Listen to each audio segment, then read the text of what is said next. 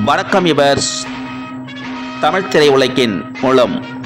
என்பசாகரம் திரைப்படத்தின் மூலம் அறிமுகமாக்கி நாம் திரைப்படம் வரை